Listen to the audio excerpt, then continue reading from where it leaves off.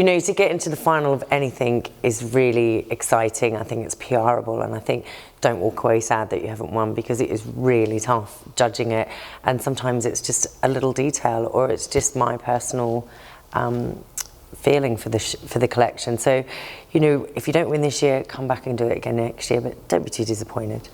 Is keep trying. You know, I mean, for me, it was probably one of the best things that I did. And this is right back in 1985, you know, when it was the first British Hairdressing Awards.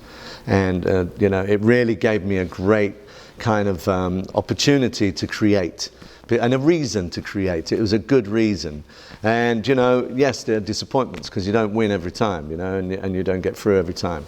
But that drives you more, and you should keep going, and, you know, especially if your ambition is to really get up there.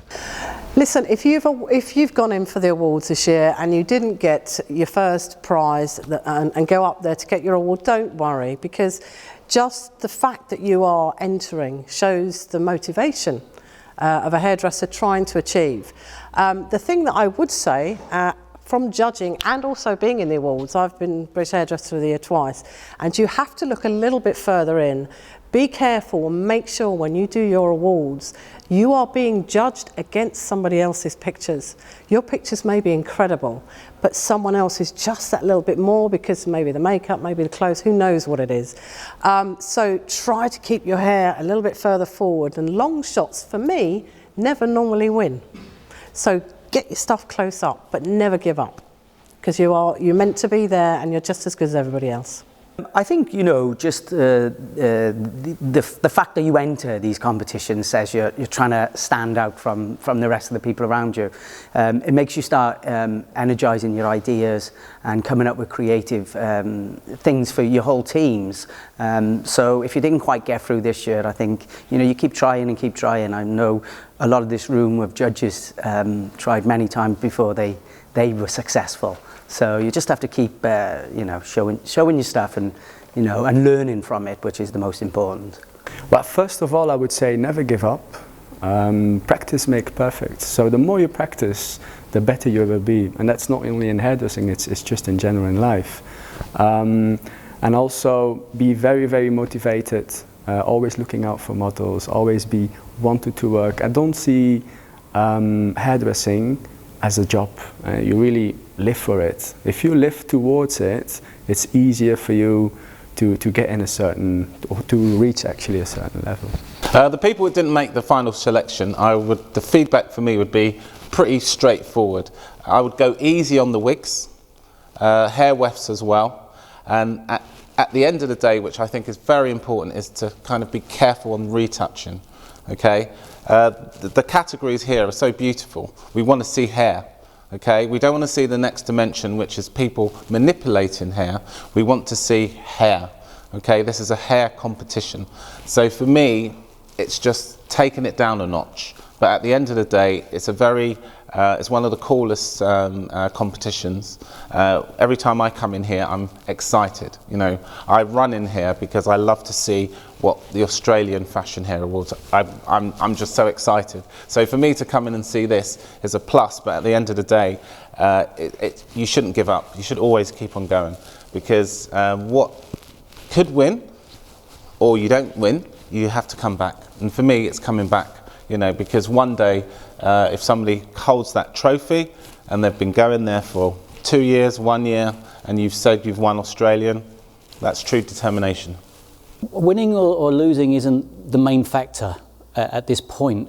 There's far more to be gained out of losing or not even not getting through, because there are a lot of questions that's got to bring up for you. You've got to raise your level. You know, it's great, you get a little pat on the back and don't worry and it'll be okay. Well, it isn't. You know, you need to step up. And there's nothing that's going to make you step up more than not getting through. Lose a few times, and then when you win, then it's worth winning. So don't be upset, but get on with it and get practicing and you know, get improving. Something else that I'd like to say that I've observed today, and it's quite troubled me. I've been judging the Australian Awards for a long time, and the standard has been going up and up and up and up. But this year I've seen so much wig work that it's really upset me, because in my experience of what makes a great hairdresser, it's about the understanding of hairs. It's about understanding movement, it's about understanding direction, it's about understanding heads, it's about understanding... And when you're working with wigs, you lose the integrity, you lose the reality and the fashion element.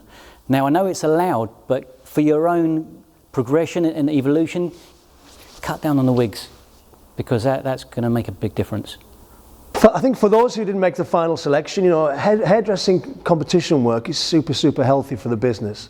Without it in the industry, we wouldn't be where we are today, and I think we're naturally very competitive with each other in the salon, so to enter and not get through, I think is don't ever let that be something that, you know, will make you not enter in the future, because I think it gives you a great platform to understand, analyse what's got through, who actually go through to win it, and then use that as information to maybe, you know, recreate a greater or better collection for the next time round. You know, I've been trying all my life. Sometimes you win, sometimes you lose, sometimes you don't even get through.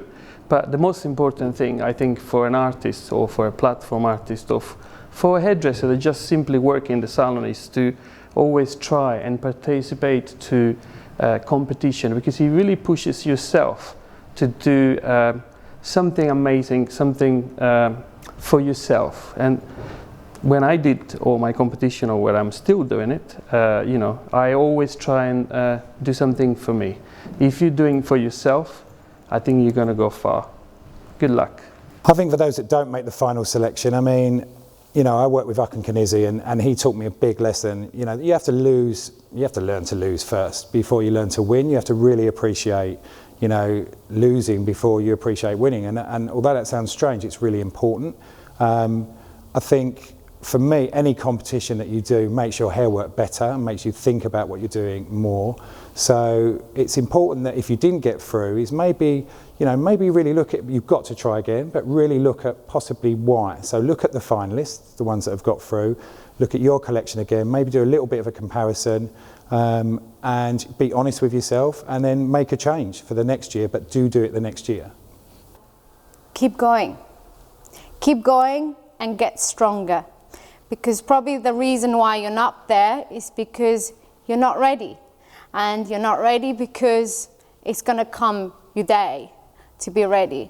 And for me, entering competition is the reason why you're kicking yourself to get better, to get creativity, to get an improvement. And the beauty is you're going to see one day when you look back why you haven't done it, and you can look at it all the time and you can see why you're going to win next time or the day after, the time after, and you know, learn from the mistakes. You know, every time when I enter a competition, it doesn't matter really about winning. It is the photograph that will remain in my library forever, and I can see the progression of it, and it's the improvement, and it's the fun of the day, and it's the whole fun of the entering, the adrenaline that you're going to have right now before you know that you're going to be winning or not. You know, it's that excitement. And that's why you're doing it. You know, obviously winning is great, but, you know, it's there to improve. A massive, massive well done to all the finalists. And even if you don't win, it is just brilliant to be a finalist. Keep going, keep producing work, keep being creative, and be happy for the ones that have won, and well done to all the winners.